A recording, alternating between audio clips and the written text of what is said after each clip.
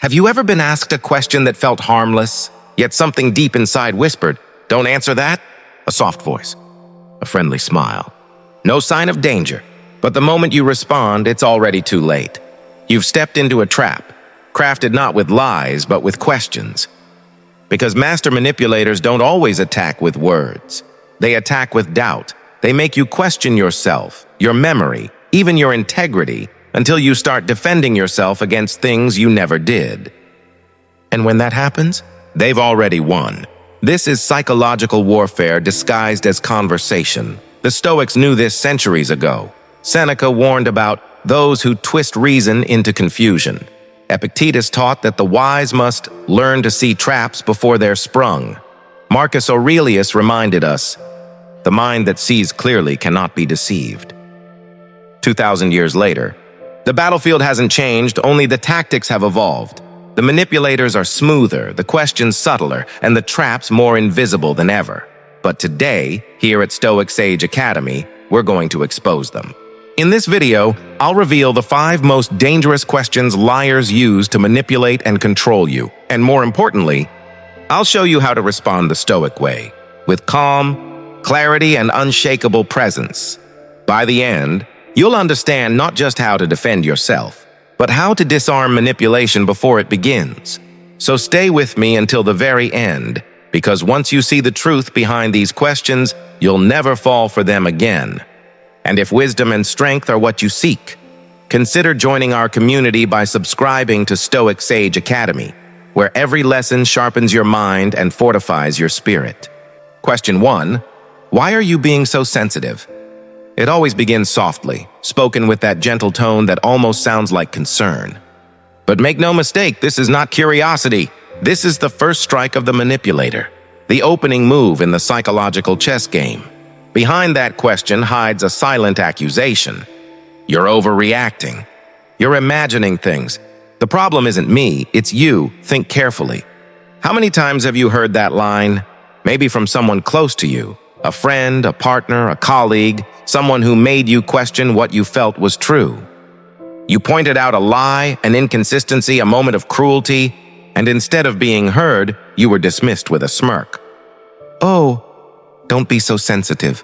Or at work, you spoke up against something unethical and someone said, "Relax, it's just business." That isn't concern. That's control. It's not a question. It's a silencing tactic. What they're doing is simple but devastating. They're trying to turn your awareness against you. They take your ability to sense tension, dishonesty, or danger, and they twist it into shame. They want you to believe that feeling deeply is a flaw, that noticing too much is weakness. But that's where the Stoics' clarity cuts through the fog. Seneca wrote, "We suffer more in imagination than in reality." Manipulators understand this perfectly. They don't fight your logic, they infect your imagination. They plant tiny seeds of doubt until you start asking yourself, "Am I the problem? Maybe I'm just too emotional." And that's how they win, when you begin to question your own reality. But here's what the Stoics would remind you. Sensitivity is not fragility. It's awareness. It's your radar. It's your ability to read the unseen, to sense the storm before the sky darkens. The one who feels deeply often sees deeply. Picture this. A financial auditor notices subtle patterns others miss, dismissed as paranoid, until she uncovers a massive fraud. Or a wife senses a subtle distance, a change in tone, called crazy for noticing, until the truth finally surfaces. In both stories, sensitivity wasn't a weakness. It was wisdom disguised as intuition. The Stoics taught us that perception is the first step to truth. Marcus Aurelius wrote, "If someone can prove me wrong, I will gladly change, for it is truth that I seek, not victory." That's the difference. A person who values truth will welcome your awareness. Only those who have something to hide will try to shame it. So the next time someone says, "Why are you being so sensitive?" don't flinch, don't argue, don't defend. Just breathe and calmly reply, "I'm not being sensitive. I'm being observant. Does that make you uncomfortable?" And in that moment, watch carefully, because the mask will begin to slip. You won't need to prove anything. The truth will reveal itself through their reaction. Question 2. You trust me, right? It always sounds harmless, soft, even sweet. A phrase wrapped in warmth designed to lower your guard.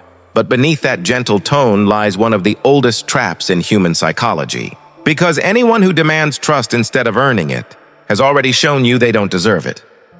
Think about it deeply. A trustworthy person doesn't need to ask for your faith. Their actions prove it quietly, over time. Day by day, consistency speaks louder than any promise. Integrity doesn't advertise itself, it simply is. But when someone looks into your eyes and presses the words, "You trust me, right?" what they're really saying is, stop thinking, stop questioning, silence your instinct, and hand over your judgment to me. That's not love. That's not loyalty. That's control dressed in affection. Epictetus once warned, "It is impossible for a man to learn what he thinks he already knows." And that's exactly what the manipulator wants, to stop you from learning, from doubting, from seeing. That question is not meant to invite connection. It's meant to disable your discernment. It turns your wisdom into guilt. You begin to feel ashamed for asking for evidence, as if reason itself were an act of betrayal. But the Stoics would remind you, caution is not distrust, it's discernment. The wise do not hand over their judgment because judgment is the guardian of peace. Picture this. A business partner leans back, avoids the books, and smiles. "Come on, trust me." A lover hides their phone, their tone defensive. "Don't you trust me?" Both use the same tactic, emotional pressure disguised as intimacy. What they want isn't your trust, it's your silence. Blind faith, however, is the fertile ground where betrayal grows. True trust needs no performance. It needs proof. So how would a Stoic respond? Not with fear, not with accusation, but with calm, measured clarity. This is apatheia, the discipline of emotional composure, where reason stays in command. When someone asks, "You trust me, right?" Pause. Breathe. Let the silence carry weight. Then answer, "Trust is built through consistency. Are you asking me to ignore my judgment?" In that moment, the balance of power shifts. The manipulator no longer controls the narrative, you do. You've returned the light to where it belongs, on their actions, not your doubt. A liar will fidget, change the subject, or grow defensive. But a person of integrity? They'll nod. They'll understand. They'll keep proving themselves through action, not argument. Because trust, to the Stoic, is sacred. It's not a gift given under pressure, but a fortress built slowly, stone by stone. And once given, it guards both your peace and your dignity. To hand it away too quickly is to let another hold the keys to your inner calm. And the Stoic knows, peace is never a gift to be given away. It's a discipline to be protected. Question 3. Are you accusing me of something? This one is especially cunning. It sounds like a question, but it isn't. It's a shield, carefully crafted to twist the focus, to make you the problem. Here's how the game unfolds. You notice something strange, a pattern, a contradiction, a gap in their story. You ask a question, calmly, reasonably. And instead of an answer, you get an attack. Wait, are you accusing me of something? Suddenly, everything flips. You're no longer the observer. You've become the offender. The light that was shining on their actions now burns down on you. You rush to explain, to soften your words. No, I didn't mean it like that. And in that instant, they've won. Because the moment you start defending yourself, you've already abandoned your position of strength. This is psychological judo. They don't block your concern, they redirect it. They make you doubt your own right to question, to see, to think. It's a tactic as old as rhetoric itself. When truth threatens exposure, feign indignation. It's not defense, it's distraction. Marcus Aurelius once wrote, "The best answer to anger is silence." But in Stoicism, silence is not surrender. It is strategy. Silence means refusing to play by the manipulator's rules. It's the calm of a warrior who knows he doesn't need to swing his sword to show strength. Imagine a courtroom where the guilty man suddenly turns to the judge and says, "Are you accusing me?" And the judge, flustered, starts apologizing. The entire trial collapses. That's what this question is designed to do, to make you step down from reason and kneel before emotion. So how does the Stoic respond? With stillness, with composure, with power restrained, not released. When someone snaps, "Are you accusing me of something?" Don't rush to fill the silence. Let the moment breathe. Hold your gaze. Let them feel the weight of your calm. Then, with quiet precision, reply, "Should I be?" 3 words, nothing more. But those 3 words return the pressure to its rightful place. They cut through the fog because manipulators expect panic. They never expect poise. Think about it in real life. A boss questioned about missing funds, sneers, "Are you accusing me of stealing?"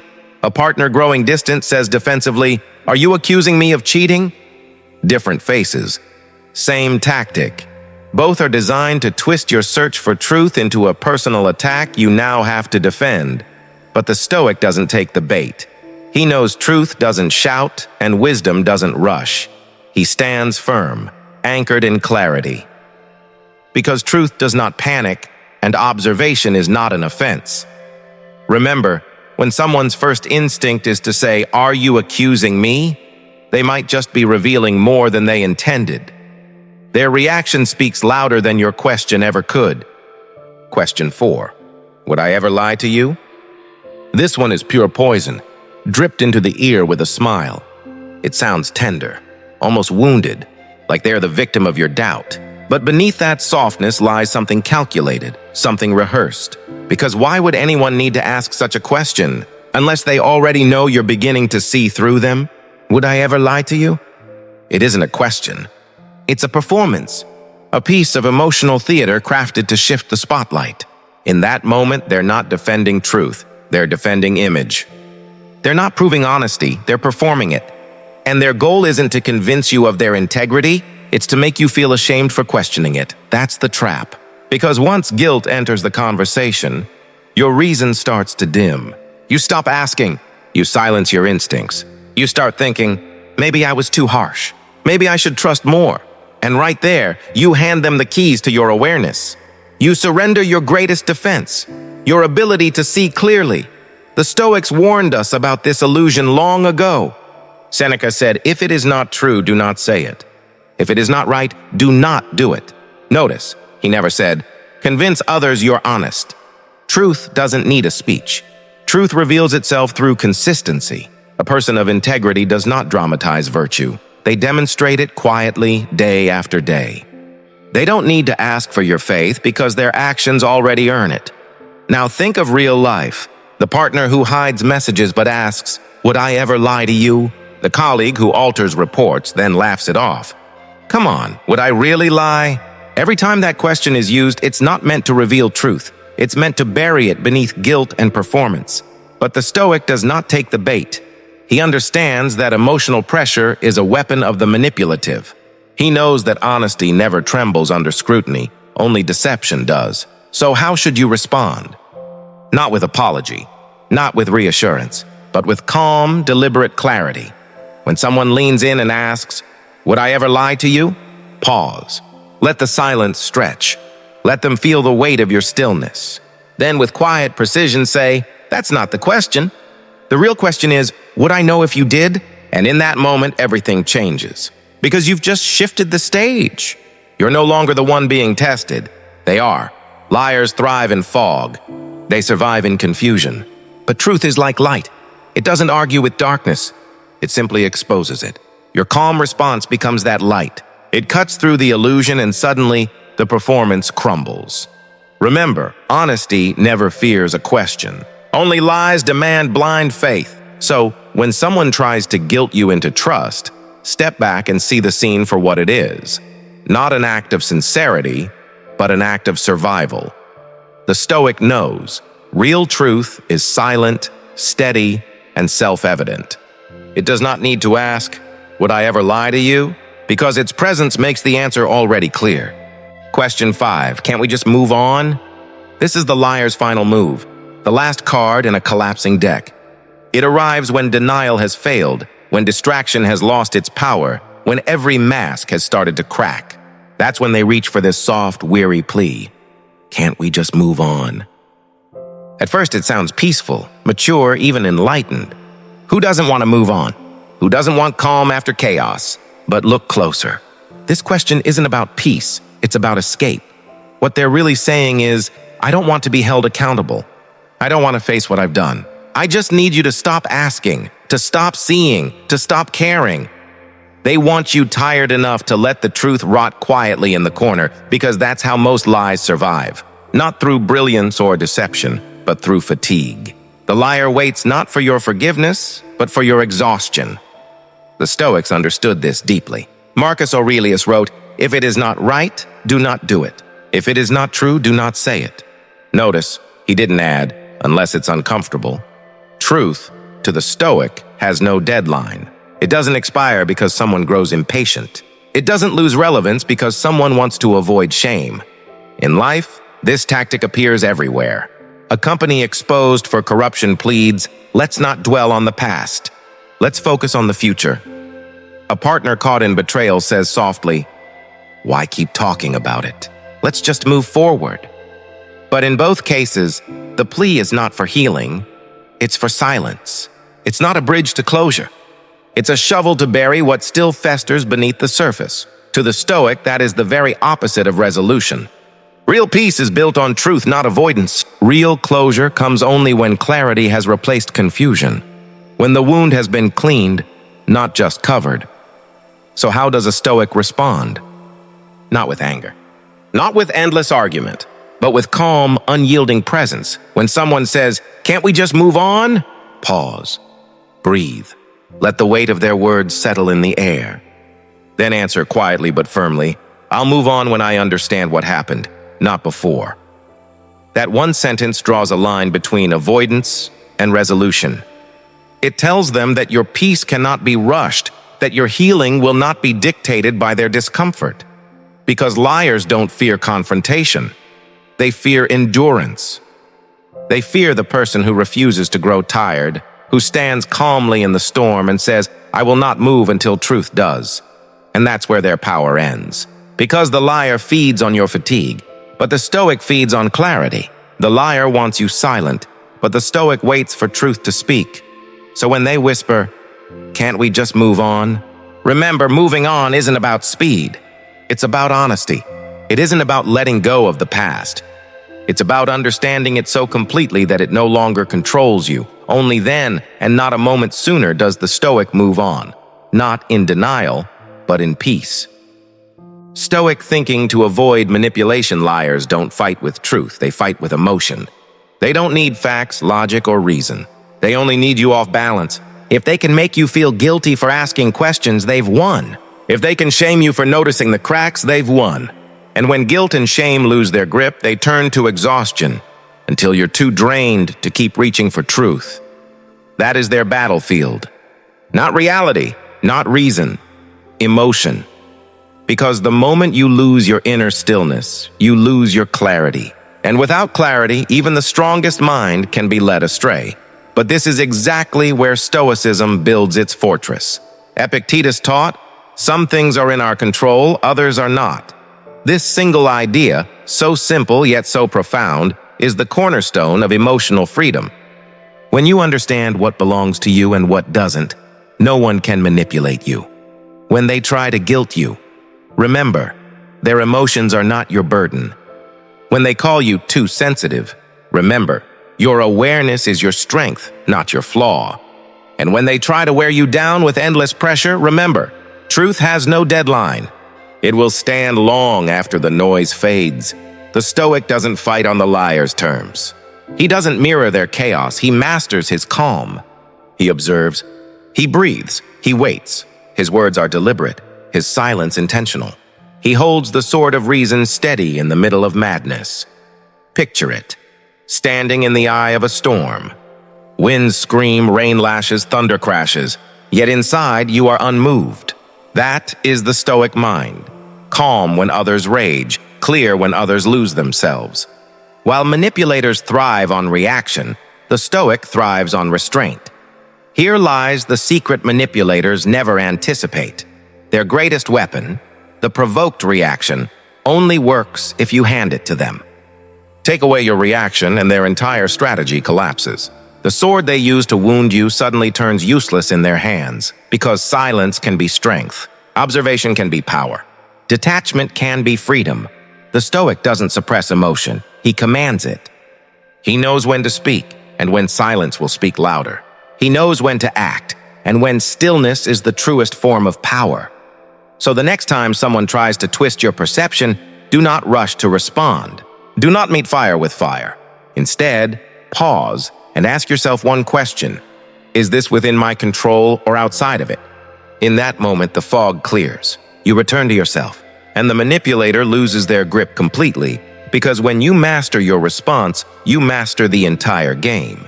That is how the Stoic moves through deception, calm, clear, and unshakably free. You now understand the 5 dangerous questions liars use to manipulate. Each one is a calculated move, a psychological game meant to corner your reason and cloud your perception. But you, my friend, are no longer a pawn on their board. You've stepped into awareness. You've become the player. The Stoic does not shout to prove his truth. He does not rage to defend his peace. He simply observes, with patience, with discipline, with calm certainty. He lets the mask fall from the deceiver's face without lifting a single finger. Because truth, when faced with composure, exposes the liar all on its own. Seneca knew it. Epictetus taught it. Marcus Aurelius lived it. Each reminded us that the man who sees clearly, the one who governs his own mind, is untouchable. He is not feared for his anger or his power, but for his clarity, because a clear mind cannot be controlled and a calm soul cannot be deceived. So remember this: you are not cruel for demanding honesty. You are not harsh for setting boundaries. You are not weak for walking away from deception. You are awake. And in a world built on illusion, the awake will always be misunderstood until others finally open their eyes. Choose clarity over chaos. Choose reason over reaction. Choose peace over performance. Walk as the Stoic warrior, quiet, aware, unshakable.